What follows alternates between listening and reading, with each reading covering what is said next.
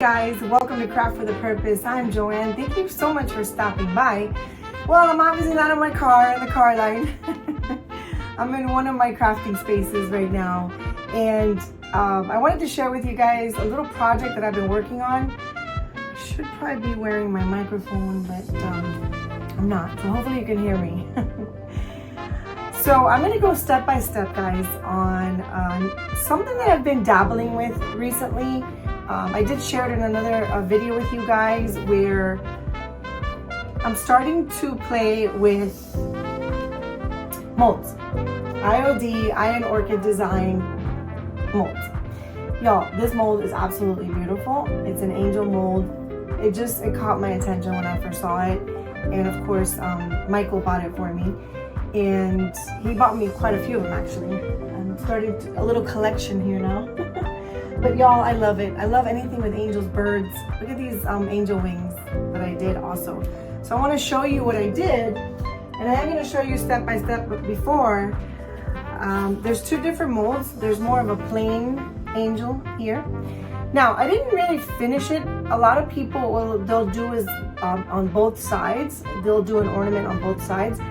I didn't do that just yet. I don't know if I'm gonna do that moving forward or just leave it as an ornament, you know, just simple like this. At the end of the day, when you hang an ornament, you're not gonna see the back side, you're gonna see really the front side. So, y'all, how beautiful is this? You see that? Isn't that gorgeous? So on this particular mold, it was only, this piece with its small little wings, but I went ahead and I added like a three-dimensional. I added the wings that I just showed you on here. These wings. Love, love, love. See, the thing with the way my brain works, guys, is that I love making things unique and different. And of course, when I saw, even though it has wings, you can't really see it. So hence the reason I decided to add these beautiful big wings. And I just think it's absolutely gorgeous. So I'll go step by step on how I did it, the items that I used, the product, the paints and what have you. I actually used antiquing wax at the end, but I did paint it with Dixie Belle Drop. The color is called Drop Cloth. I just got it. I love it, love it, love it, love it, love it. I'm going to be utilizing that a lot. I did try to use the finishing wax, did not work. It'll probably work if I use another color, essentially, which I will. I'm gonna make a lot of these for the holidays, y'all. I think that they're special, and I think a lot of people will really appreciate them when I do a craft show. You know, obviously along with my wreaths and my sports wreaths and things like that. I wanted to do something that I can have at my craft booths. Something more personal, you know, that somebody can just pick up and give to somebody as a gift. Now, the question that I had, and please, please, please, I would love if you guys would share on the comments your opinion, because I went ahead and I added this. Instead of a hook, I just added a piece of lace, okay? It's just more dainty, it has that vintage vibe, but what I wanted y'all's opinion on was, because, you know, I have a big collection of lace, and if you've seen any of my other YouTube videos, you guys know that I love going thrifting and I love going to estate sales, and every time I come across lace, I don't leave it behind, y'all.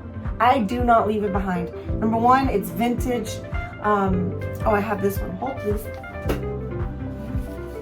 You guys will get a kick out of this, okay? I'm going off conversation here, but look at this beautiful lace, y'all. Okay, I thrifted this at an estate sale somewhere, somehow, at some point, at some time. Guys, do you see what that says? 15 cents a yard. Now, if that doesn't give you an indication of how old this is, y'all, you cannot get at any store. Well, first of all, they've all been closing down, unfortunately. The Joane fabrics. I mean, all these stores are shutting down, so it's harder to get these. So hence the reason I get really excited when I see them at thrift stores or at garage sales, because they're not around anymore. But This is pretty neat, guys, but it still has the original price tag on it and 15 cents a yard. Oh, if we can only go back to those times where things were 15 cents a yard, right? Okay, focus, Joane. So going back to this, I want your opinion, guys. I was thinking, because obviously it's pretty like that, but I'm very extra, as y'all know, and I was wondering what you guys think if I added the additional vintage lace in the back and just let it kind of hang on there. See, to make it a little bit more of an umph. I don't know. What do you guys think? I'm so indecisive about this, guys. I need your help, please. I like it, but I don't know. I don't know. I don't know if some folks would rather just keep it simple like this, or, you know, add the additional lace on the back just to give it a little bit more dimension, I guess. All right, guys, stay tuned because here we go, step by step on how I created these beautiful angels. All right, so here we are. These are the items that I utilized. You need a pair of gloves. You need a mask. This is the amazing brand that I actually purchased at Joane Fabrics right before they went out of business. And this is the mixture part A and part B of the resin. Guys, this is a very strong smell and it's kind of dangerous, so you need to wear a mask and make sure you wear gloves. You cannot use this product without protection. It does bring these little plastic cups if they were way too small. I use this glass measuring cup, but FYI, I would not recommend using that just because it stays sticky. And here it is, the beautiful IOD molds. This is the angelic mold. I am obsessed with this mold, y'all, ever since I got it. And then this is the other mold, and I'm forgetting the name of it right now, but I will have it in the description box. I'll let you know which one that is. And I do purchase my molds from a nice lady in Venice. It's a store called the Rustic Rooster, and they're out of Venice, Florida, and I will put their link as well. That's where I buy my molds from. So here we go. We're going to mix this. And again, guys, very important that you wear a mask and that you wear gloves. This stuff is very strong, very dangerous to work with, actually. But I will tell you this, it was much easier for me to use this versus the clay, although the clay is safer. But for me, because of my numb hands with my MS, it was actually, this process was a lot easier. So here we go. We're going to mix the part A and the one, you know, it's one equal parts. So I just did 2 cups of each because I wanted to pour, you know, the 3 angels on there. I'm going to go ahead and move on fast on here. I'm going to fast forward this because I don't want to bore you guys with me pouring this stuff. So here we are mixing part A and part B. Guys, you have to have patience doing this, and I kind of didn't, but and I think that's why it bubbled up on me a little bit. But just so you know, you need to mix that for quite some time so that you don't get any bubbles. And I went ahead and I put that in the cast. Obviously, I went by really quick because I didn't want to bore you with it. Then the next morning, you have to let that cure between 12 to 24 hours. The next morning, I got it out of the mold, and here it was. And, well, I started painting it. And I used this new color that I purchased that I absolutely loved. Guys, look how beautiful this looks. So I don't have the video of me adding the actual other wings. So this is the way the mold comes. You see very small little wings on it. And what I did was I took the large wings and I added it to the other angel and made it more like 3-dimensional, actually. So after I painted it, I was going to use some finishing wax, but I didn't like the way the white looked on there. So I ended up using the Waverly antiquing wax on it just to give it that old vintage vibe. And then I ended up using also at the end the Rub and Buff in the gold leaf color. I love this stuff, guys. If you have not used Rub and Buff, oh my gosh, it is the most amazing product you'll ever buy. Here we go. All right, guys, so I ended up using the Waverly antiquing wax just because the white wax did not look good on the color that I utilized. And so the color, by the way, was Drop Cloth. And I will link it in the description. I absolutely love the color. It's very nice and it's a perfect color. I mean, Drop Cloth, if you've never owned a piece of Drop Cloth, it's a nice, you know, beigey tone to it. So here I am just adding the antiquing wax, and then I'm going to go ahead and wipe it back with a paper towel.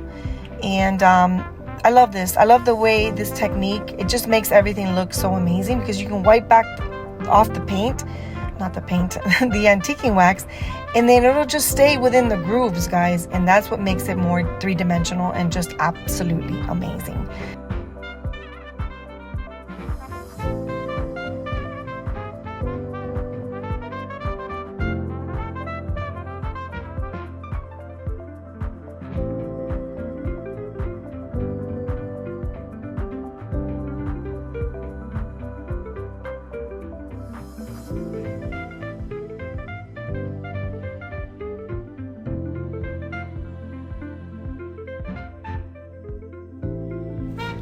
So here's where I decided to try or attempt to use the white wax, and guys, it was an epic fail. It did not look good at all. So I just tried a little bit of it and I was like, oh no, this is not gonna work.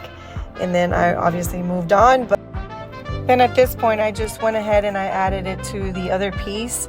Now the other piece is rather small, so I think moving forward I'm probably going to do a double-sided one, just on that particular angel, because it's very slim.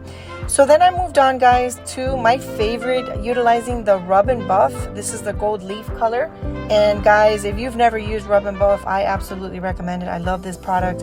It comes in so many different colors. I have yet to use the silver. I have silver as well, but it just makes everything pop and look absolutely stunning and elegant, and oh, just absolutely amazing. Rub and Buff, you guys need to pick it up. I will leave the link also on the description so you guys can pick it up.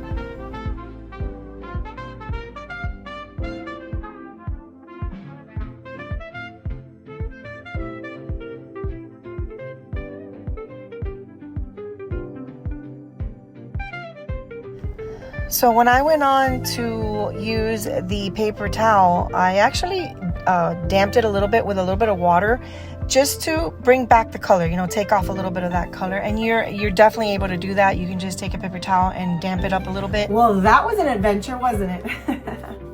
Thank you guys for staying around and hanging out with me while I dabble into this new, it's definitely new for me, dabbling into these clay molds. So much fun, guys. As I mentioned in the other video, I did struggle a little bit with clay, but when I used the resin, even though resin is not good, like the smell is very potent and it could even cause cancer, unfortunately. So I had to wear a mask when I played with that.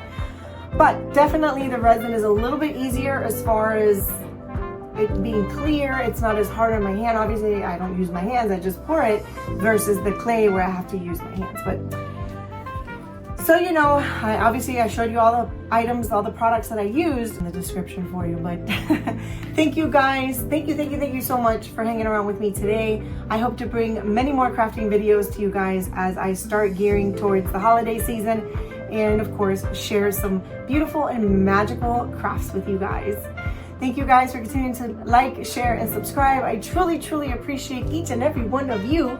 So thank you from the bottom of my heart for your continued support. And most importantly, y'all, don't forget to just keep on keeping on. God bless y'all. See you soon.